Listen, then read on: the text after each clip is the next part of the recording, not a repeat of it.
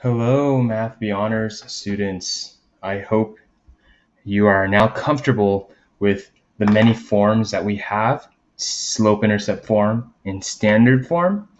Today's lesson 3.1c is going to be on graphing linear equations. We're going to be practicing graphing, and some people think graphing is really, really easy, but some people might need to brush up on their skills.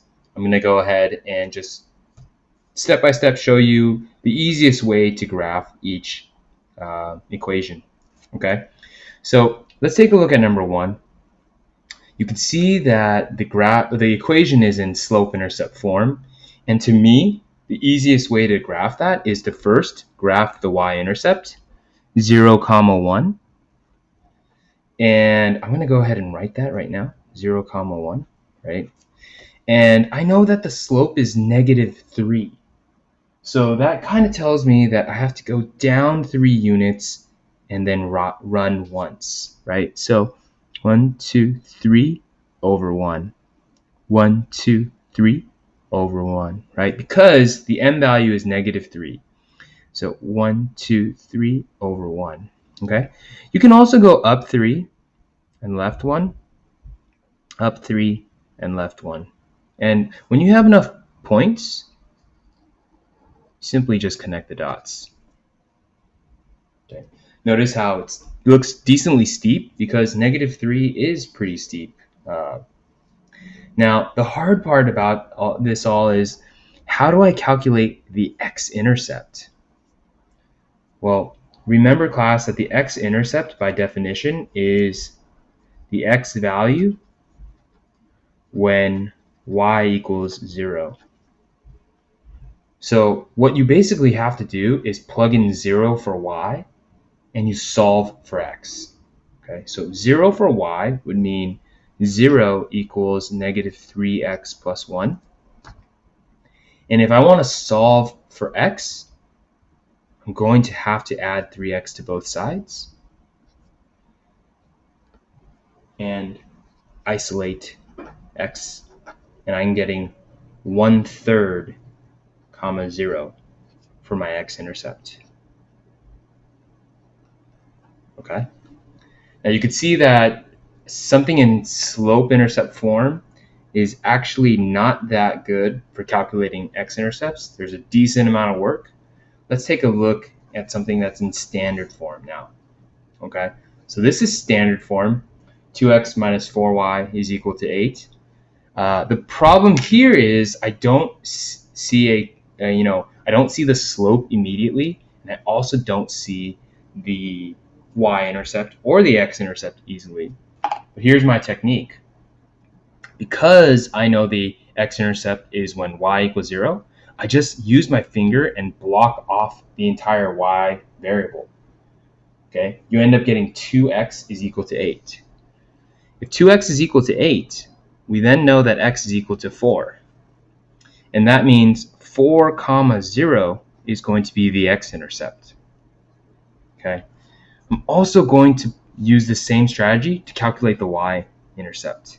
I'm going to block out the x and solve for y. -4y is equal to 8. And if I divide both sides by -4, I get y is equal to -2. So I get 0, -2 as my y-intercept. Okay. It's really, really important to calculate x-intercept and y-intercept, both of these intercepts, accurately, right? You can see how solving and isolating a variable is just an essential skill now. That's literally what algebra is all about, right? Using all of these operations and inverse operations to isolate an unknown variable. Okay. Now, if another alternative strategy is to simply convert this into slope-intercept form, which you should be comfortable enough to do. But I want you to see that you can also just graph the x-intercept and also graph the y-intercept. And that alone should tell you that the slope is rise of 2 and a run of 4. Right? The slope is a rise of 2 and a run of 4, which is 1/2. So essentially, you've already calculated the characteristics needed for something in slope-intercept form, right? That's my strategy of getting it into slope-intercept form. Obviously, you can just isolate y, and you can see that it will actually be the same value. So I'm going to go up by 2 and a run of 4 again, and then down 2 and left 4, and you'll see that my equation looks, my graph looks like that. Okay. I know sometimes it looks easy, but truly, class, you have to practice. You have to kind of familiarize yourself with what the x-intercept, the y-intercept, etc., the slope is, and then that's basically what this whole entire module is about, right? Familiarizing yourself with equations that are linear in many different forms. Okay, we talked about this in module 2. What does y equals 7 even look like, right? Y equals 7 is basically all the points where your y value is 7. And if you can see, the y value being 7 is right there. And that basically means that when I want you to go ahead and write an isolated y with no x variable is a horizontal line. We talked about this last module, right? When your y value is just a constant and there is no x value, you have literally no rise, right? We also don't even have an x-intercept, right? None. The y-intercept is going to be 0, 7. And the slope in this case, well, what do we remember about horizontal lines? What is the slope, class? Ah, yes, it's 0. Okay. Nice. Let's try our fourth one. Graph y minus 1 is equal to negative x plus 3. So remember that we have to distribute the negative. You end up getting y minus 1 is equal to negative x minus 3. Simply just going to add 1 to both sides. I get y is equal to negative x. Negative 3 plus 1 is negative 2. And I'm going to go ahead and box that so I don't lose track of it.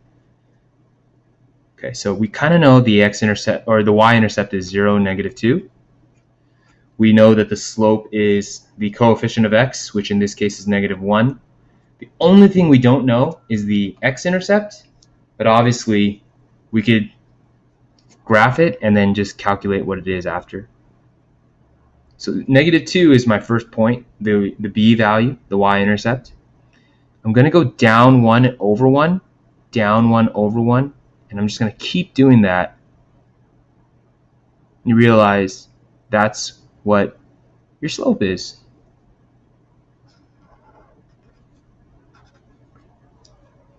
Okay. Now, if you want to identify where it touches the x-axis, hopefully your graph is very accurate, but you could see that it touches the x-axis at negative 2. And negative 2, 0 is my x-intercept. You could also solve for it by just plugging in 0 for y. 0 equals negative x minus 2. Add x to both sides.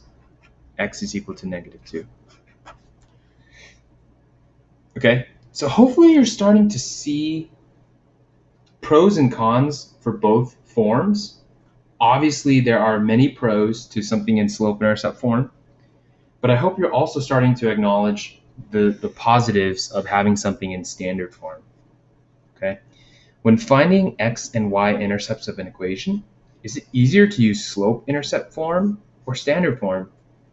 Explain your reasoning. Okay, kind of depends. Slope-intercept form already gives you slope-intercept form, right? It depends. Slope-intercept form provides the y-intercept. However, standard form is a faster route for the x-intercept.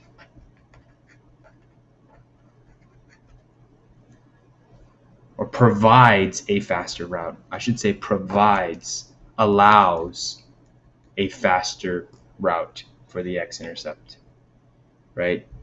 Solving for the x-intercept in slope-intercept form is actually not the easiest, although it shouldn't take that long.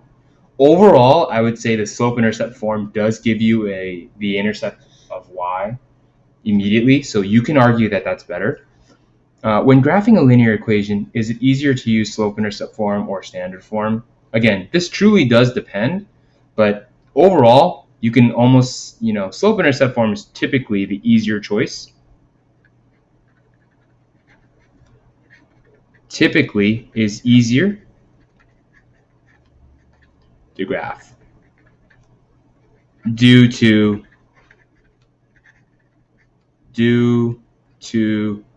the slope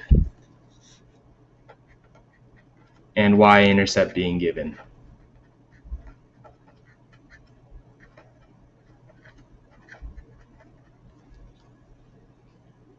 Right.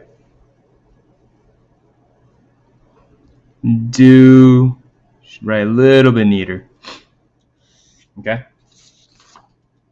All right, so as expected, you can see how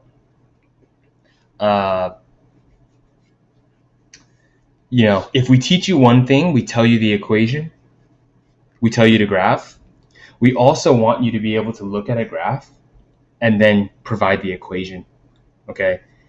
I can see how that's actually not the easiest part. Okay. So let's go ahead and let's see what we can figure out from these graphs. So I see a bolded point here. I see a bolded point there. The bolded point for my for my left side of the graph is going to be 1, 2, 3, -3, 6. And then this point right here is going to be 6. I think that's 1, 2, 3, 6, -3. Wow. Okay. So they're kind of like reverses. And it kind of is telling you, you can see that the slope is down 1 over 1, down 1 over 1, down 1 over 1, and boom. That point right there is really, really important as well, right? That point is the y-intercept. So whenever you are given a graph, you always want to, calculate the slope and then see if the y-intercept is distinct. And in this case, it is. So I know that my slope is -1, so it's negative x. My y value is 3. And let's just double check. If I plug in 6, -6 plus 3 is -3. If I plug in -3, -3 or -3 is +3, and 3 plus 3 is 6. So I know that this is correct. Okay, this is the correct slope-intercept form. Now, all you have to do to get it into standard form is put the x and the y on the same side, and you'll see that standard form is simply x plus y is equal to 3. That was easy. Okay, let's try it again. Let's try number 8. Okay, so I have first identify your two distinct points and write them as coordinates. So -3, 1 is my first point. 3, 3 is my next point.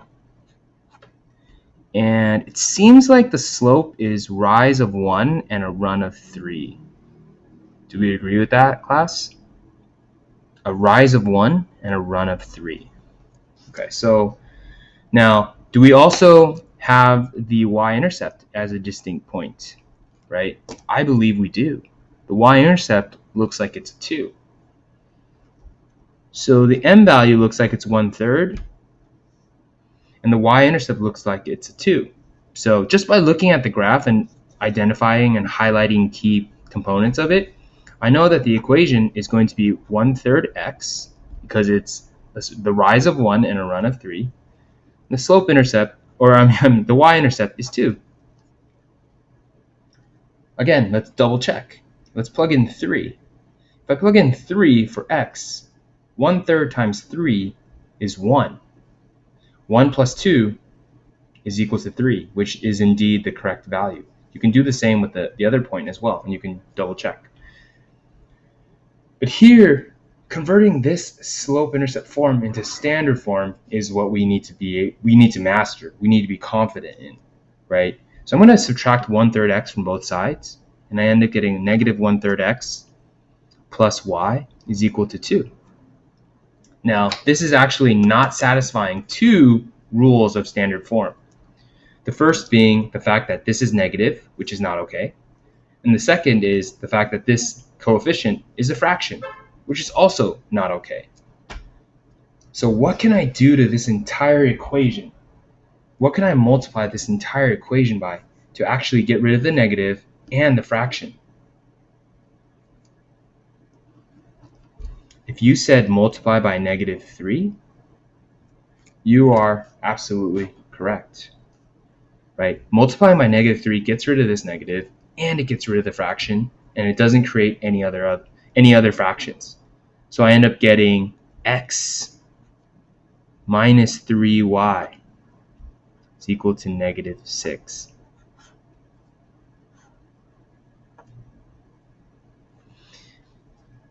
Now to triple check, you can even see that if I blocked my y value, my x-intercept should be negative 6, and that's actually exactly where the x-intercept is. The x-intercept is at negative 6, right? For those of us that can see my finger blocking the y, right? If you block out the y, you will get the x-intercept immediately, and that's x equals negative 6, and that's actually correct.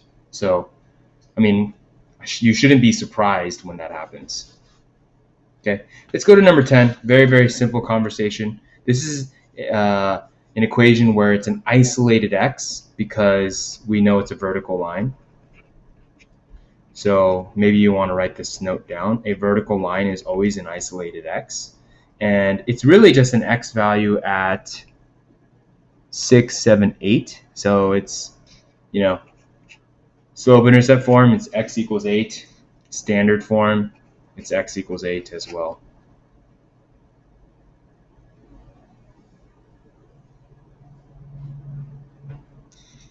Okay.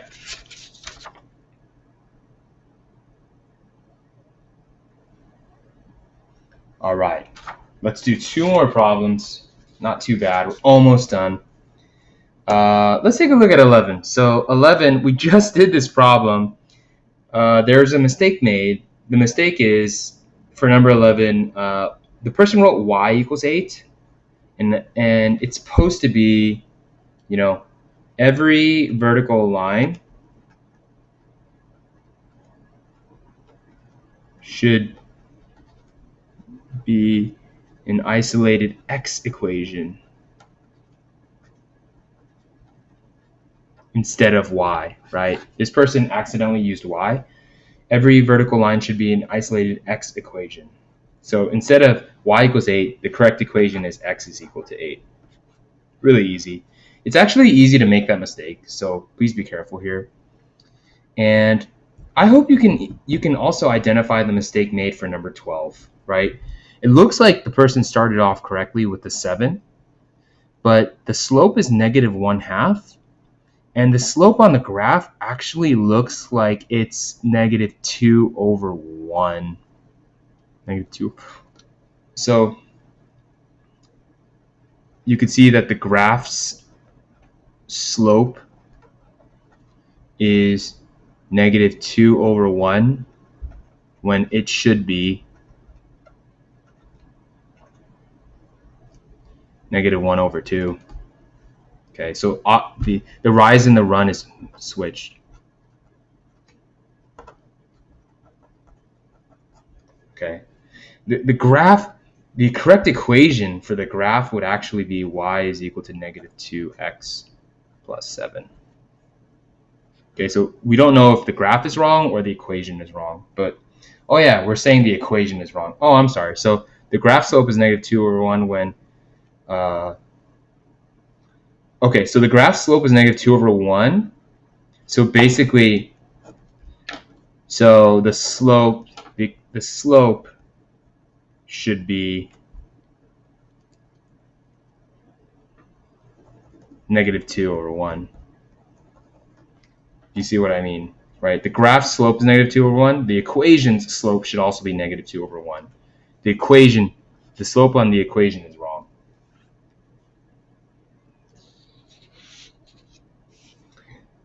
All right.